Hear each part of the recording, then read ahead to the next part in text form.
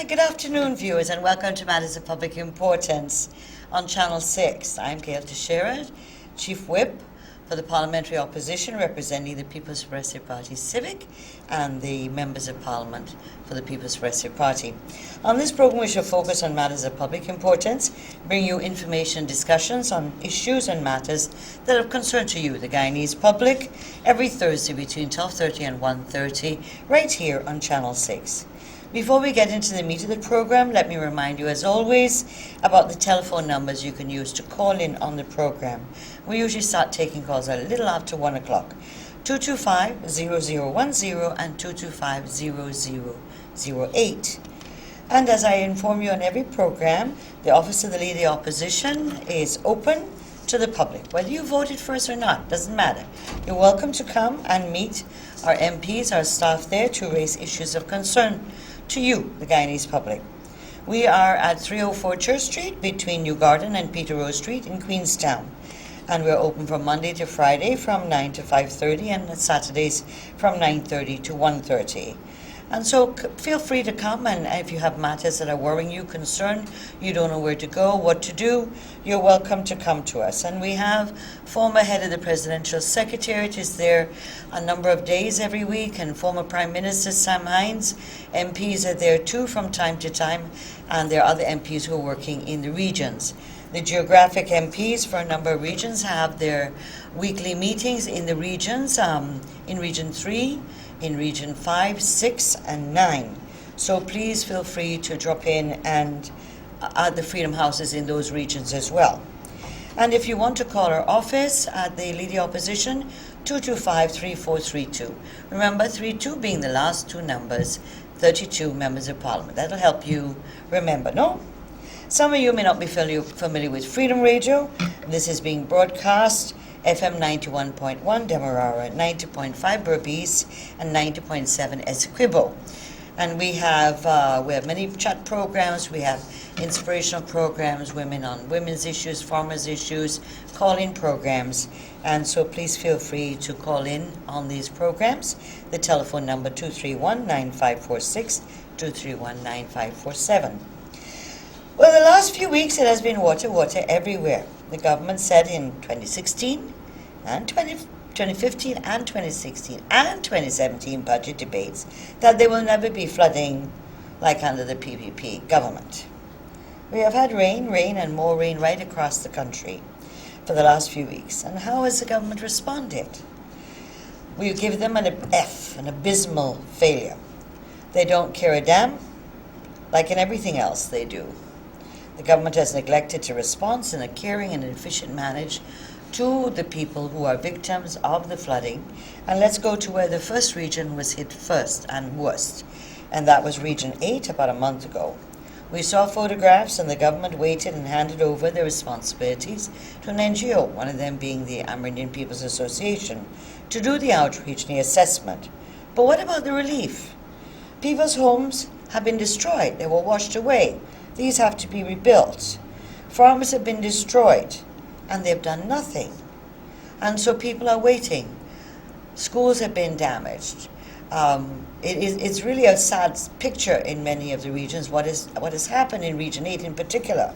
Again, a very disinterested approach, to put it lightly. Then Region 7 reported flooding, and again the same response. Every region has been affected in different ways by the heavy rainfalls. And I wanted to give you a little update on the regions that are infected and the areas. Morowana and the Waini area in Region 1 has been badly affected. In Region 2, Pomeroon, Charity, and Charity River Dam have been affected. Region 3, Salem, Canal 1 and Canals 2, Tushan, Parika, and Zeelat. In Region 4, Cane Grove, Buxton, Ogle, Plaisance, Better Hope, and Riverview. In Region 5, Belladrum, Prophet, Mahika Creek, number 28, 29, and 30 villages, Tempe, Kingsley, and Hopetown. That's Region 5. Number 6, number 59 village, 47 village, 51, 53 villages, Canefield, Letterkenny, Firish. That's Region 6. Region 10, Comaka, Spiteland, and Wismar Shore. And of course in Region 9, where I've spent the last week, some of the villages are inaccessible because the rivers have overflowed, and some of them are flowing rather fast and you can't get to some of the villages. So Karasabai, Shalton, for example, and Sand Creek, it is not, you can't reach those villages, and so they are kind of cut off. The savannas have a lot of water, and in many villages, whilst homes haven't washed away like in Region 8, cassava fields have been flooded and damaged. And in fact, the regional chairman for Region 9 wrote to the CDC seeking assistance, and there's been no response. So that we can see that the situation in the regions have been difficult. To date, millions in losses, loss of rice, cash crops, and household items have been reported by residents of flood-affected areas, particularly those in Spikeland, Region 10, Mahika Creek, Region 5, Cane Grove, Region 4, and of course Region 8. The fact that the government's only visible responses, according to the GINA reports, relates to actions they've taken on the East Coast in communities like Buxton and the surrounding communities. So they have not responded in any meaningful way to assist. And so one has to wonder, is the government making the issue of flood assessment and relief to affected families and communities a partisan political issue? Because these are all areas where people have suffered, and yet their response is just disinterest. At least they don't care. All 10 regions have been affected, and the impact is not only immediately now with people having flooded fields and cassava rotting and cash crops rotting and rice rotting, but also, and their household items have been damaged and clothes and so on, but not only immediate need for clean water and food, but the food supply chain and agriculture have been hardest hit, and people will not be able to plant to eat and to pay their bills, and in some cases they won't be able to pay their mortgages in the months to come. And yet this government offers no help. The CDC seems to either be overwhelmed or doesn't know what to do. The regional disaster committees have REOs, like in Region 5, who are saying they can't get money to give assistance to the people. And there's no presence of ministers for them to speak to and to listen to their suffering and to respond and make decisions on how to bring relief to the people. Not a grain of rice, not drinking water, no bleach or food have been distributed to affected areas, particularly in the far interior. And I say shame and more shame on the APNU AFC government. Many of the flood situations, like in Region 5, could have been avoided, or at least the impact lessened, if the MMA and the capital works projects of central government had been implemented. Region 9, as I said, regional chairman wrote to the CDC, the Civil Defense Commission, asking if it would buy 90 bags of farine produced and available in the region to help those villages that whose cassava fields had been flooded and damaged. No response to date. Also, just by the way, as I spent some time in Region 9, every single village I went to, every health post, every health center, and the regional hospital, there is a dire shortage of drugs and medical supplies. In fact, in one case, the village asked for drugs in October. They got none. Last year I'm talking about. They asked in March, they didn't get any. The day I arrived is the day 3 boxes of drugs arrived for the health center. 2 boxes of antacids for burned stomach, and 1 box of antibiotics, both for children and for adults. And I'm talking about little boxes. I'm not talking about huge boxes, okay? And that will barely do. This is rainy season, and all over the health system knows that in rainy season you need the suspension antibiotics for the little children because there are a lot of respiratory problems, particularly with young babies and toddlers. None of that's available there. Malaria drugs are in short supply, and other drugs that are used for chronic disease patients. And yet $605 million was spent a couple of months ago, February. Where are the drugs? $2 billion have been spent in drugs between January and February of this year out of the Ministry of Health budget. Only $200 million went to tender. Where are these drugs? They're mystic. Where are they hiding them? Or don't they know what they're doing? In contrast to this lack of care and concern, and what they appear that they don't know what to do, they don't have the resources, they don't have the money, who knows? Or they just don't care. And my view is that they don't care. In contrast, though, to this lack of care and concern, we learned by a court action that was published of a dispute between a minister and a landowner in relation to the rental of a private property for the minister to live in. And whoa, what was the price of the rental? $500,000 per month, Canada dollars. The clerk in the National Assembly has been busy defending the action of the government and trying to say the PPP did the same. He says only 2 ministers are receiving this housing arrangement of $500,000 from the Parliament office as they live out of town. Either the clerk is fooling the public or he's being fooled. And I know the gentleman, he's a rather nice gentleman. You know, he's a gentleman. But I believe that he is being very naive. Well, we know that one of the 2 ministers he named owns a house in Georgetown. So the fact that 2 ministers are living out of town, so you had to rent 2 properties at $500,000 each per month, and that's been going on for the last 2 years, is not true. Because one of the 2 that were named owns a property, and I know exactly where it is, and which part of it was being rented, and where the minister, prior to being a minister, lived, and lived even after she became a minister until she decided she needed a big house, with a swimming pool, by the way. And so we know that one of the 2 ministers owns her own property, and it's in Georgetown in a very well-placed location, very central. And we know of a 3rd minister, which the clerk didn't mention, who is also renting a property, but not for $500,000 a month, but for $1 million a month. And he is a Georgetonian. He's lived his life for many, many years in Georgetown, owns a property in Georgetown, and maybe the Parliament office doesn't know about this. Maybe the Ministry of Presidency is paying this one for $1 million a month. As I said, and the 3rd minister, who I mentioned, is spending $1 million a month of your taxpayers' money and mine, is living in both houses. So he's not renting out one and living in one, you know. He's living in both. And I leave you to think about it. And yet they don't have money to help victims of the floods throughout the country. The rental of these properties amount to about $36 million spent so far. And the government is calling in permanent secretaries to look at cost cutting in the public sector. If this weren't so tragic, it would be a joke, or we're just waking up from a bad dream. Let me set the record straight. Under the PPP government, the housing allowance for ministers was $25,000 a month. If the minister lived in their own house, they got the $25,000 a month as mainly for upkeep. If they'd been living out of town or did not own their own property, note, or did not own their own property, the government provided government-owned quarters, as in the case of Minister Rohi, and for others in Chillabar Villas, which is also government-owned in Campbellville.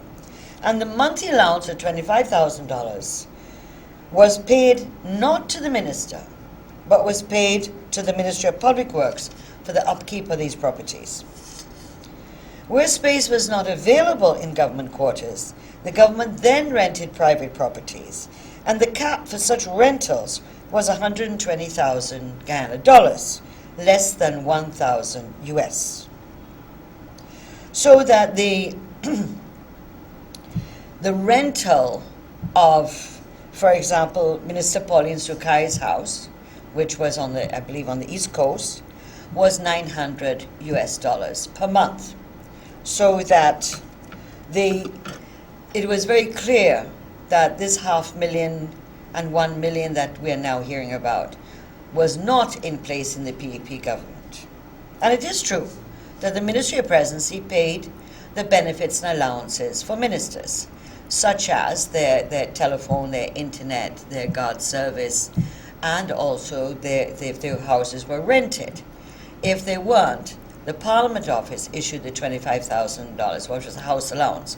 But you didn't get both. You couldn't get if you were having a house rented for you by the government, and the contract would be taken to Office of the President, then to the Ministry of Finance for approval, that you then did not get the $25,000 housing allowance. That was not allowed to you, as the government was providing either government quarters or renting.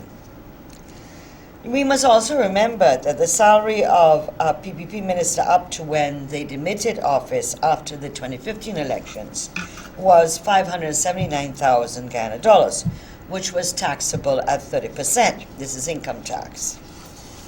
They gave the APNU AFC ministers on coming into office gave themselves huge increases of salaries between 50% to 100% of what PPPC ministers were getting, as well as increased allowances for internet, telephone, etc., and the rental of the properties. These APNU AFC ministers' housing allowance, those who I guess have their own house, is $25,000, but the rental for their properties has gone up to $500,000 per month. And as I said, in one case that I know of, it's $1 million a month. What is unclear is that are they receiving the $25,000 housing allowance plus the rental of the houses being paid? Or what? We don't know. The clerk and the Minister of Finance need to clarify this. Placing the ministers' salaries and benefits under the Parliament's office budget is actually a rather cunning move, as it hides the information in the Parliament office.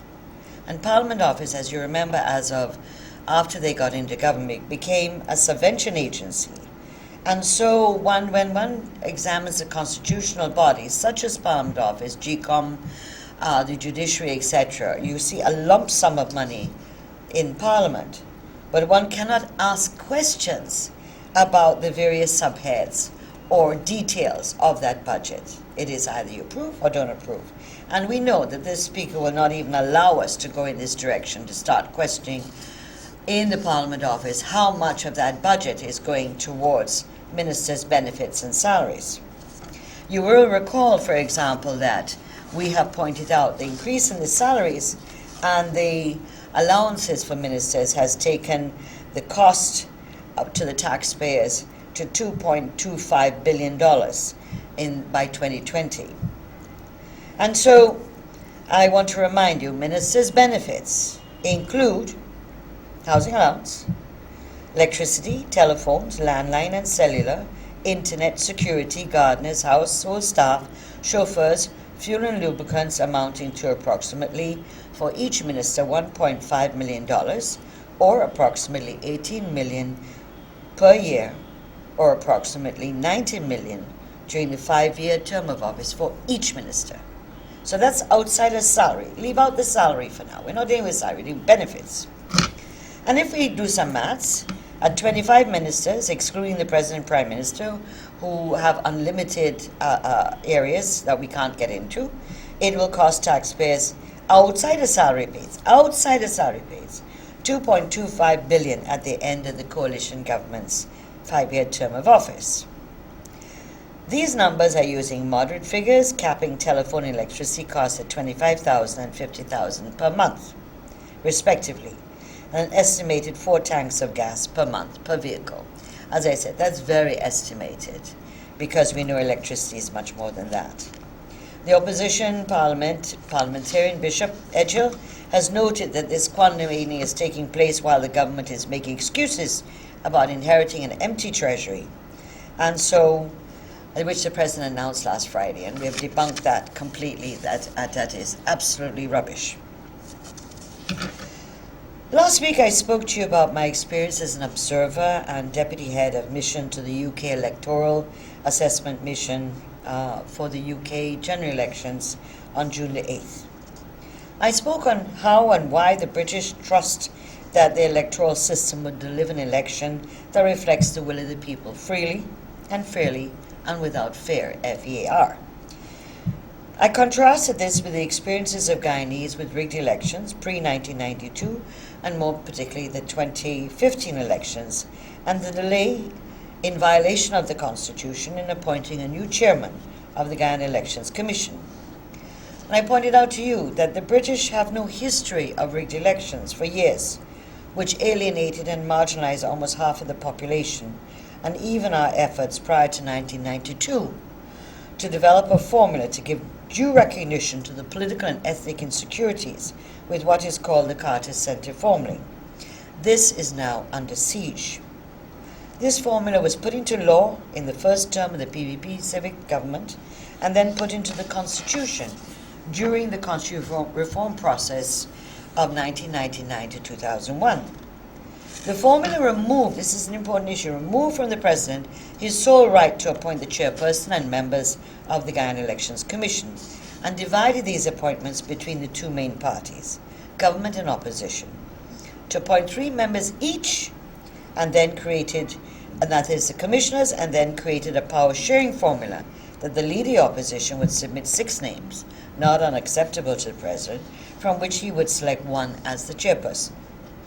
Well, this legal, then constitutional range lasted from 1991 to 2016, and now is, as I said, under attack. I gave you last week the submissions by the then leading opposition, Dr. Chetty Jagan, to the then President, President Hoyt, in 1991, and then the leading opposition, Mr. Hoyt's submissions to the President Chetty Jagan in 1994, and to President Jagan again in 1996, and right through to 2002. Dr. Suraj Bali, as you know, was the chairman from 2002 to 2016 November. And this has been all the custom and practice and constitutional provisions for the last 24 years have begun to unravel. The leading opposition, Jagdeo, was invited to submit a list of 6 names to President Granger in November 2016.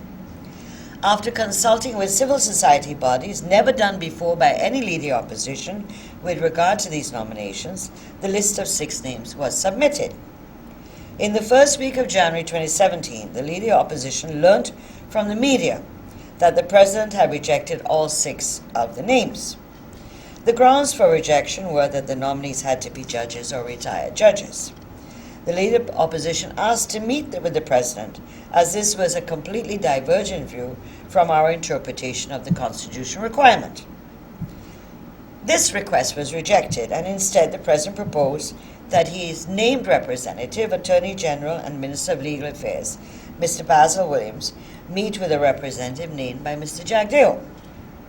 Former Attorney General and Minister of Legal Affairs, Anil Nandalal, and former Minister Priya Manikchand were assigned to meet with Minister Basil Williams. It took almost 4 weeks to get an appointment with Minister Williams, and it was all for naught. It was only for the parliamentary opposition to hand over their legal interpretation of the constitutional provision to Mr. Basil Williams. Done. In March, the President asked for another 6 names, and he provided his own criteria for the persons to be considered eligible for nomination. These have been repeatedly published and challenged by various legal and civil society luminaries and published in the press. Again, consultations were held by Mr. Jagdeo with civil society bodies. Many names were submitted, but this time many good citizens decided not to accept nomination, as they did not wish to be publicly humiliated by the President's rejection of their names. Finally, on May 2nd, 2017, a list of 6 names, again was submitted, comprising of 2 retired judges, 1 former magistrate, 2 lawyers, and 1 businessman. Majority of these people complied with the criteria set by the President himself. On June the 3rd, the President, a month later, again rejected the list. We learned this week that the President stated that he must find all 6 names acceptable before he will consider making a selection. Wow, what utter rubbish. So far, 12 outstanding citizens have been rejected and publicly humiliated. The leader of the opposition held this week a 3rd round of consultation with civil society bodies to nominate or propose another 6 names, another set of 6 names. These bodies are frustrated with the process and are worried that something sinister is afoot. However, we assure you we shall submit another 6 names. And if he keeps rejecting, we'll keep submitting names. However, remember, while all this is going on, there's no functioning election commission. So there are 6 commissioners, 3 for our side and 3 for the government, who can't meet because there is no chairman going on now 8 months. So who is running the election machinery? Who is running the Guyana Elections Commission and in control of the election machinery? You are right. You're right. The Chief Elections Officer, Mr. Lowenfield, the same one who is blocking the election petition case the PPP brought from being heard. And remember, I've explained before, but I'll just remind you.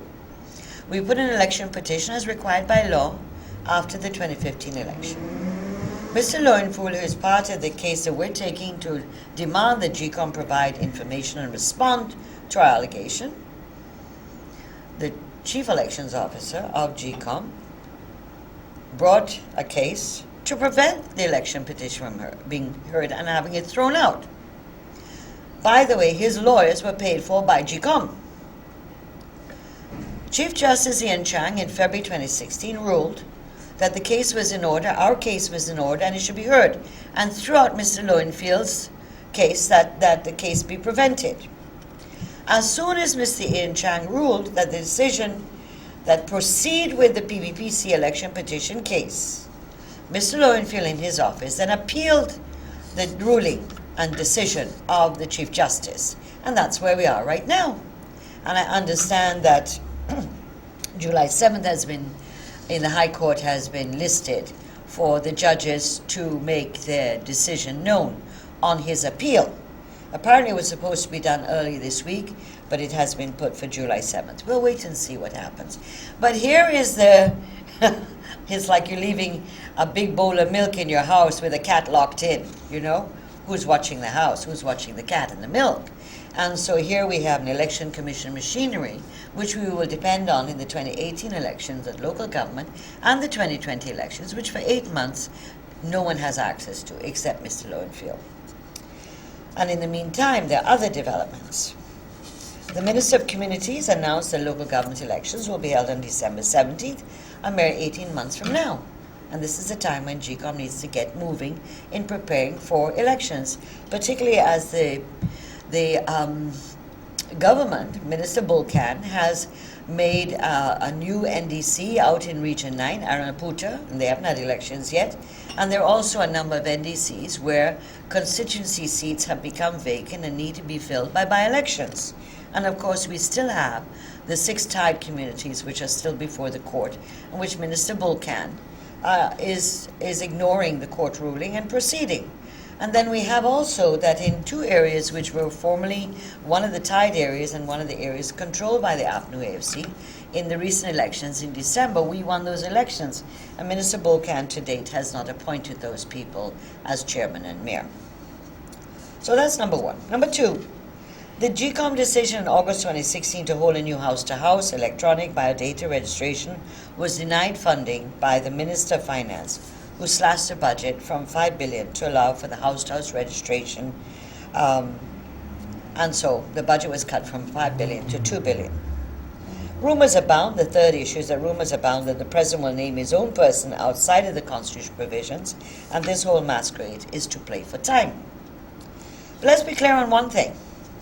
The Constitution does not allow the President to name his own person. He can only do so if the Leader of the Opposition did not provide any list. We have provided 2 sets of 6 names. The President cannot step outside of the Constitution and violate it. In the context of all what I've said, elections petition that is being prevented from being heard by the CEO of GECOM, a Minister of Finance who has slashed the budget to prevent a new house-to-house registration, a President who has rejected 2 lists of names, 1 + 1 + 2 = 4. And the answer is that the APNU AFC coalition government has no interest in allowing elections that could throw them out of power. But maybe there is even more sinister agenda. With these delays, maybe the government wants to extend their life in Parliament beyond 2020 and therefore not face the electorate, as they know they will lose And they want to stay in power. You're renting houses for 500,000 a month. You have ministers' salaries that are near $1 million a month. Well, so this will require, if the president were to move in this direction, this will require constitutional motion for extension of the life of the government, which requires a 2/3 majority. Or the president may want to declare a state of emergency. And maybe that, and this is all speculation, that is why there's a commission of inquiry, another commission inquiry, which no one understands, by the way, on the attempted assassination of the president. I remind you that the police investigated this matter and said it was a hoax. And that was several months ago.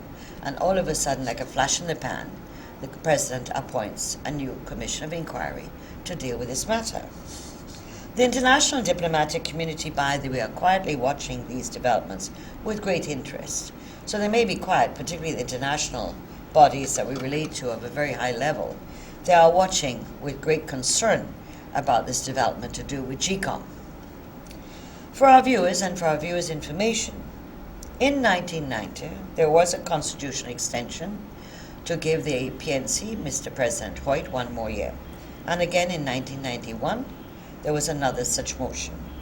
The PPP gave the government under President Hoyt a 2/3 majority on both occasions to extend their life for 1 year, to allow for electoral reform, which would have provided for the counting of the ballots in the precinct poll, which we felt was absolutely critical to make sure that the ballots weren't tampered with in any way, the removal of the overseas voting and postal voting, and the appointment of a new chairman and a new commission under the new formula, which was negotiated and what we now call the Carter Center formula. This required legal amendments, laws being amended, electoral laws being amended between 90 and 91. This time, any attempt by the government to move in that direction will not receive the support of the 32 PPC MPs, members of parliament. The APNU AFC coalition became the new government with 4,526 votes more than the PPC. The PPPC, at the same election, won 7 of the 10 regional democratic councils, and then 10 months later, won 52 of 71 local authorities, that is 65%, with over 30,000 votes more than the APNU AFC. The APNU AFC knows that their term of office will be short, and if elections were free and fair, they would be out of power. The hardships they are wreaking on the Guyanese people, the rapidly declining economy, the increasing cost of living, the erosion of parliamentary democracy, squandermania and corruption and nepotism will seal their fate in 2020. The appointment of the chairman of GECOM in accordance with the Constitution is absolutely critical to allaying the fears of our people that the integrity of the election machinery is and will be protected. This is a critical ingredient to any trust Guyanese will have in the electoral system. Well, it's 1:05, and so let's see if the phones are open and if people want to make any comments. Today we focused on floods, the housing, the rental of houses by the ministers, and also the number one political issue, and that is GECOM, the chairman of GECOM. We are prepared to keep providing the minister, but we know, president, but we know that what is being done is totally unacceptable, totally in violation of the spirit of the Constitution, and therefore more and more the issue of a sinister motive behind all of this is gaining ground. So let's see, do we have any calls coming in? If we don't, we'll continue talking about what are things like in the interior. Having gone to many villages and seeing what's going on, conditions are hard, very, very hard. When you look at the truckers who are plying between the coast and the interior areas, and I've seen some photographs of trucks right up to their axles in mud, tipping over, taking what used to be a 10-12 hour trek, now taking 4 days, 5 days, even a week, depending if their trucks break down.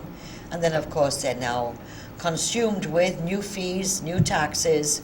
They have to buy brand new tires and not used tires, etc. So this will also make hardships in the interior worse in terms of goods coming out and goods going in. In fact, on Saturday we saw a number of trucks that were not able to go. They had collapsed, or the road had collapsed with them, and so one was tipped over on their side, one had fallen into a huge hole and couldn't get out, and so on. So these are making the hardships on both sides difficult, as goods have to come out of these areas and goods have to go in.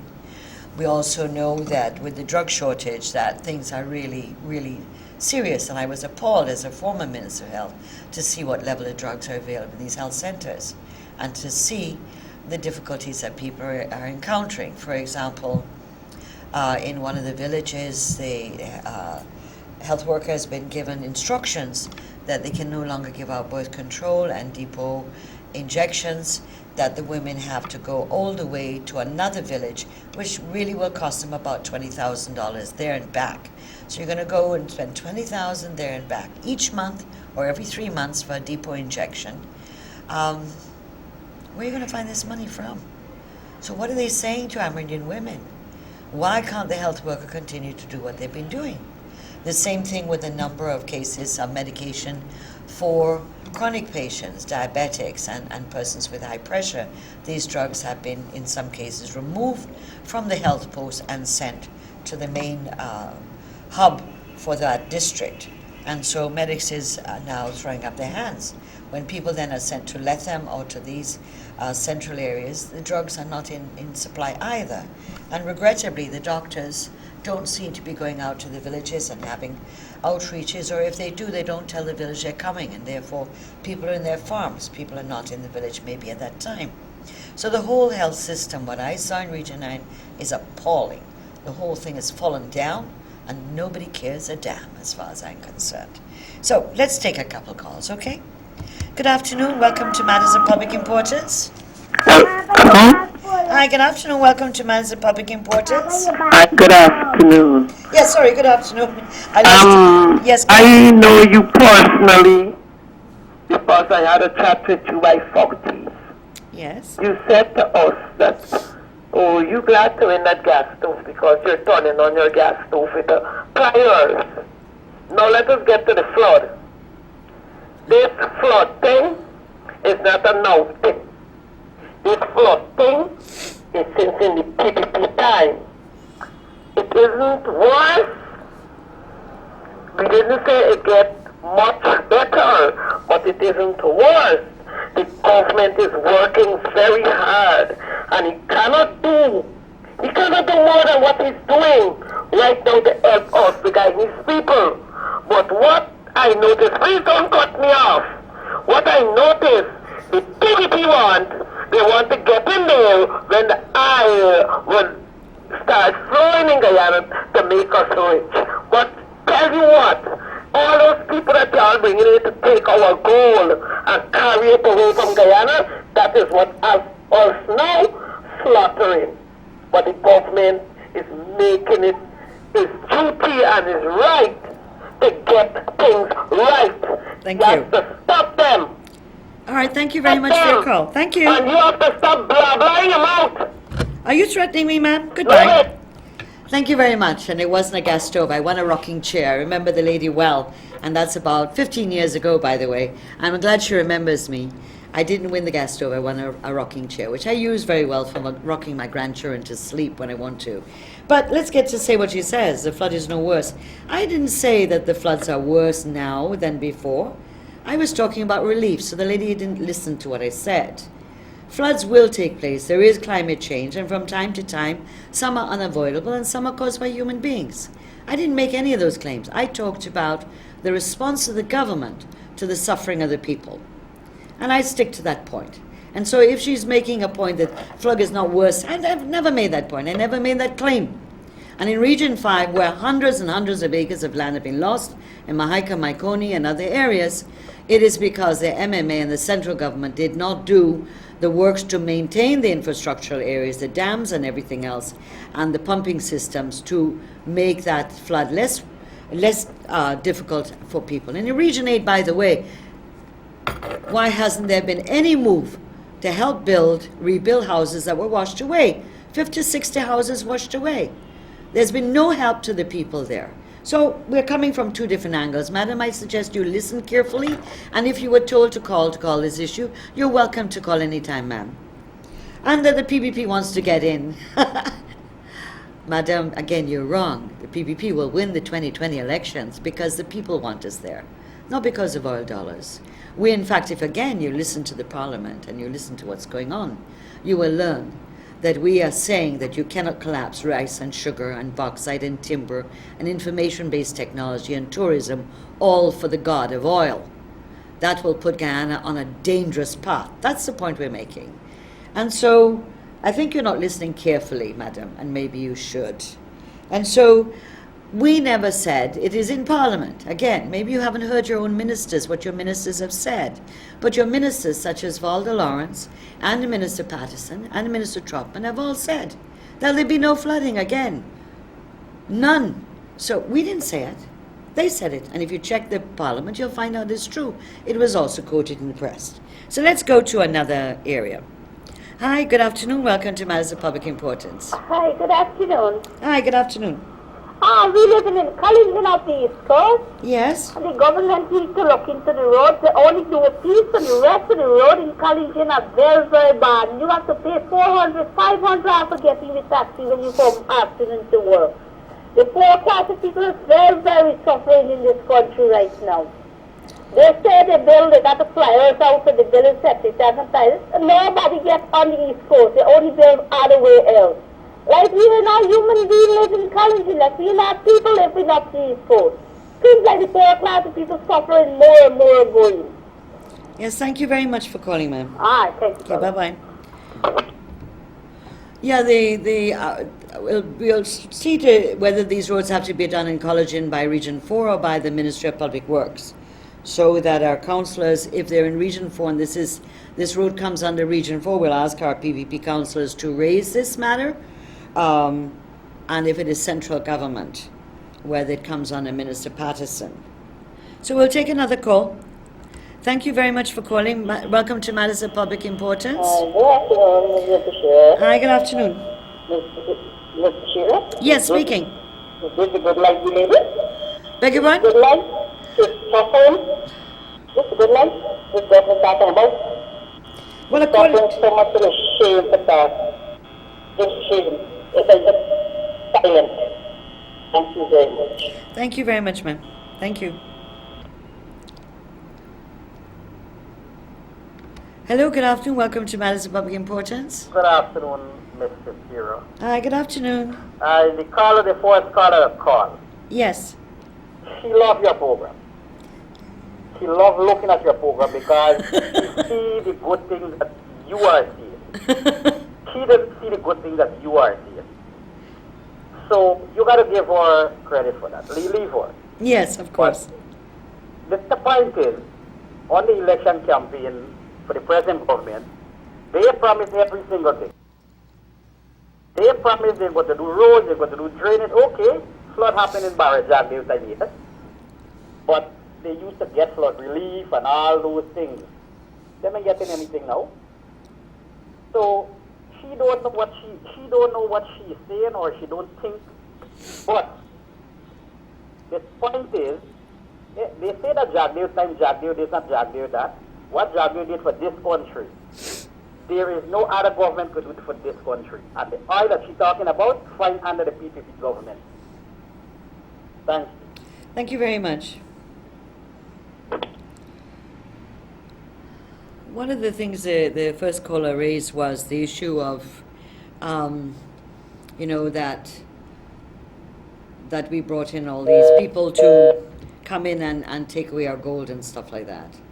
The majority of our gold, but you must remember that OMI was brought in under Burnham, for example, and that was the biggest, and we as a country lost millions and millions and millions of US dollars on royalties because OMI was undercharged for years. In fact, when we got into government in '92, we tried to renegotiate the agreement with OMI And we were advised by international lawyers that if we did that, we would get into serious problems and we'd tangle up for years, and we backed out of that. So that Omagh is a classic example.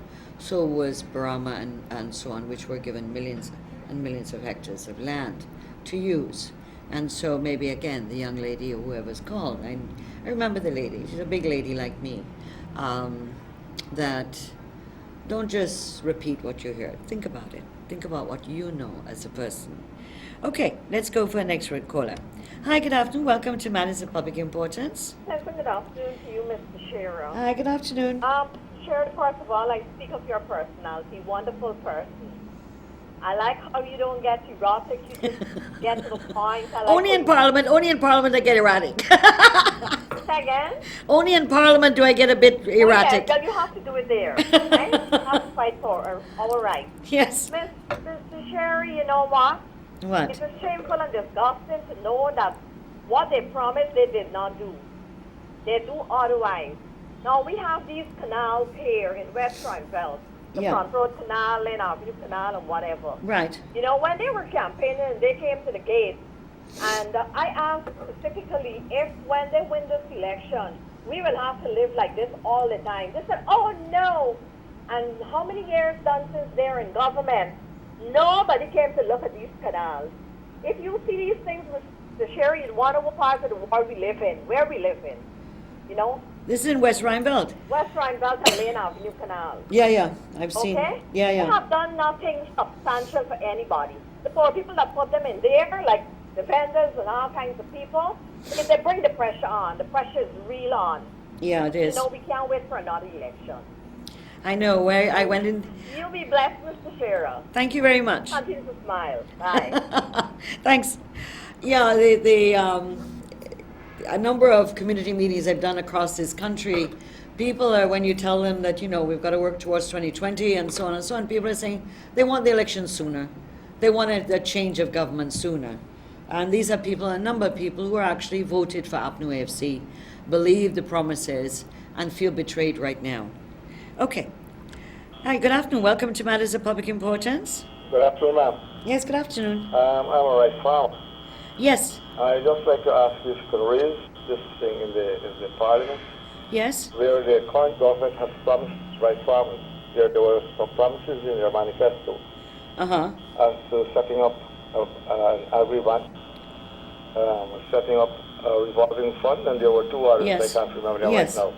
Yes. I'm just asking whether you can raise this in Parliament for us.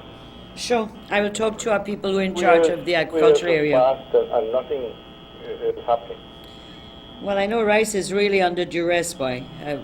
You know, the price of rice you're getting in your paddy. How much are you getting for your rice now at the mills? $2,600 per bag. How much? $2,600 per bag. $2,600 per bag. And they promised the people $9,000 a bag? $2,600 per bag. That's what you're getting. But I know, remember Moses promised $9,000 a bag. Yeah, okay. We're not looking for $9,000 per bag. I know. A minimum price of $4,000 would do. Okay. And I agree that, okay, when you had the Venezuelan market, you used to get that kind of price. Yeah.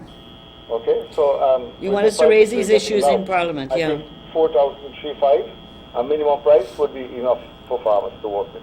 Until we get back to the Venezuelan market or something. Okay. Okay, ma'am? Okay, thank you very much. Thank you. Thank you. Okay.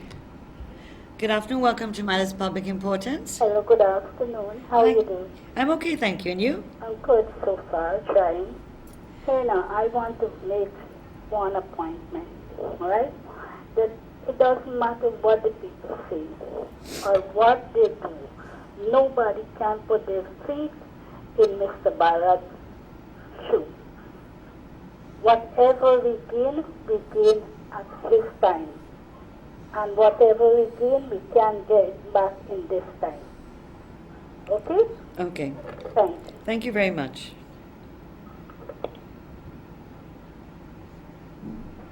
I think I knocked off someone by mistake. Yeah, I sometimes do that by mistake. Not deliberate, I assure you. No, wherever you go, you know, things are really hard.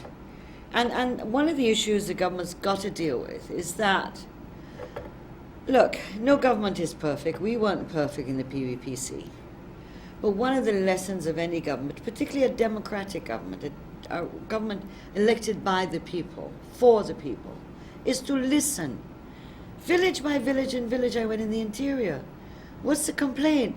Ministers land down in their chartered flights, go and cut a ribbon, hand over a bus, hand over ATV, take off again. They don't talk to the people. I've had meetings for hours with people bearing their soul, ventilating their problems. And I've said to you, but a minister was here last week. He opened a shop in the village.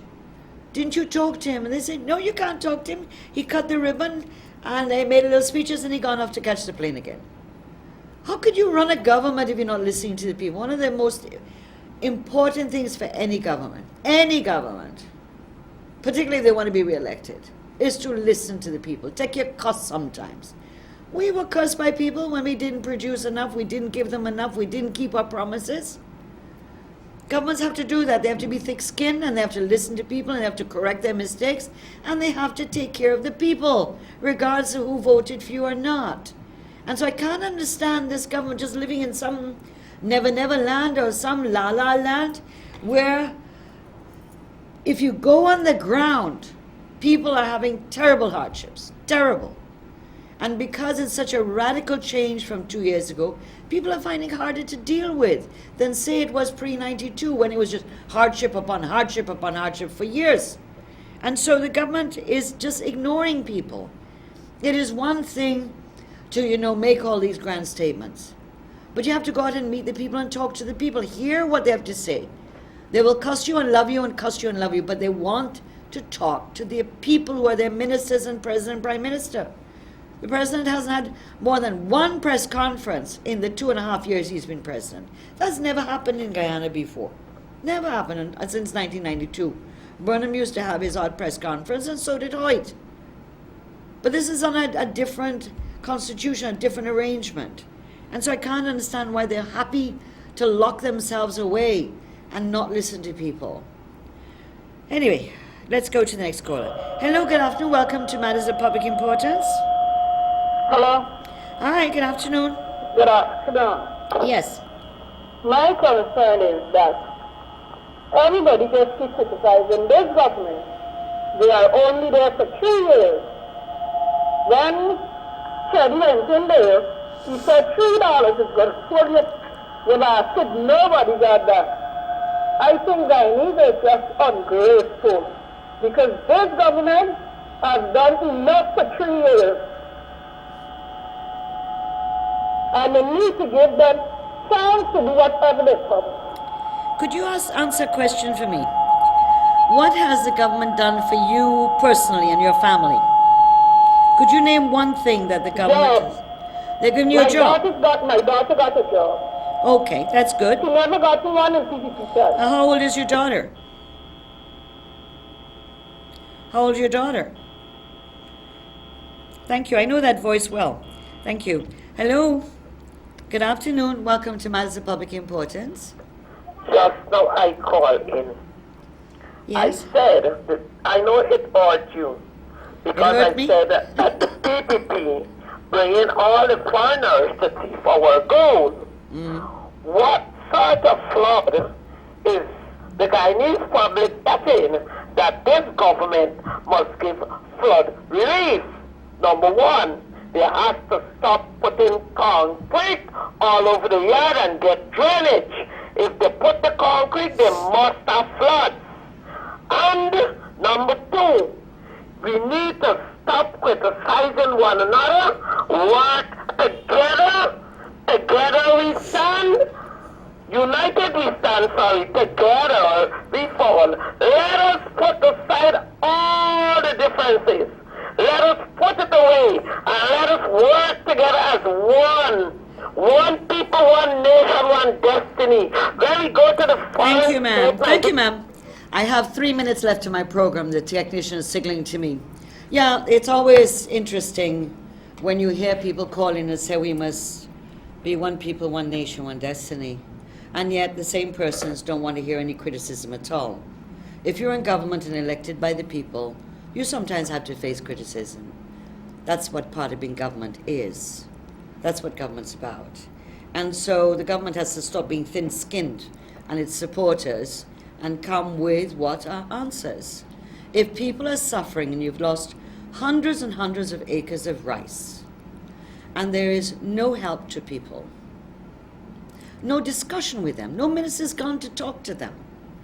I'm sure if the caller, wherever she lives, was flooded, and the water got into her house and damaged her stove or her fridge or her furniture, she would be the first one to expect a minister, particularly a new AFC minister, to come and see the damage. And that's what we're talking about, is caring, listening, responding, and assisting people, which is the role of a government. These are the roles of government. And so people have a right to criticize. People criticized the PPP mercilessly when it was in government. Mercilessly. There were certain media houses that attacked us every day, from 2006, 2005, all the way through to now. So, you talk with two sides of your mouth. You talk about, oh, we must all be one and we mustn't criticize each other. But then in your very statement, you criticized us. In your very statement, you couldn't take the criticism of your own government. So a lot of that is hypocrisy. It is sheer pure hypocrisy. And I just want to end, as I've been ending my program recently, with something I wrote, and I think it's important for me, and I want to remind you about. And that is that, what is the worst enemy to democracy in any country? What's the worst enemy to democracy? For those of us who love democracy, who believe that democracy is about agreeing to disagree, of finding negotiations and mediation, and finding compromise so that you get some and I get some, that we get a little bit of what we want, but we don't get all that we want. Democracy is about the will of the people, whether they voted for you or not. And so this is what I want to close on, especially for the last caller, who happened to be the first caller as well. And struggle we shall, and silent we shall not be. Silence is the greatest enemy to democracy. Silence makes those in power think they can get away with anything. Silence helps those who want more control and less democracy, those who want to move this country to a police state. And at the next elections, the people will make their votes count once again, and there will be a change. And we in the PPC government shall have to start all over again, as in 1992, to reconstruct, to put this economy back on a firm and stable footing, and to restore the programs which help the poor and vulnerable, and those at risk, and restore the independence of the judiciary and legislature from executive interference. Well, this weekend, you have a holiday on Monday, CARICOM Day, and this is the day that Guyana, as one of several countries in the region, celebrate the regional integration movement and the fact that we are a special unit and part of CARICOM, Caribbean Community. And so I hope that this weekend you will have a chance to reflect on what's going on, have time with your family. Don't drink too much, don't overdo it, and if you don't drink at all. But if you do drink, please don't drink and drive. Too many fatalities on the road are caused by drivers who drink too much. And so we want to make sure that you're safe and sound and you and your families are able to keep together. And so on Thursday next, we'll come back and we'll continue with matters of public importance. Thank you very much. All the best. Bye-bye. Have a good day.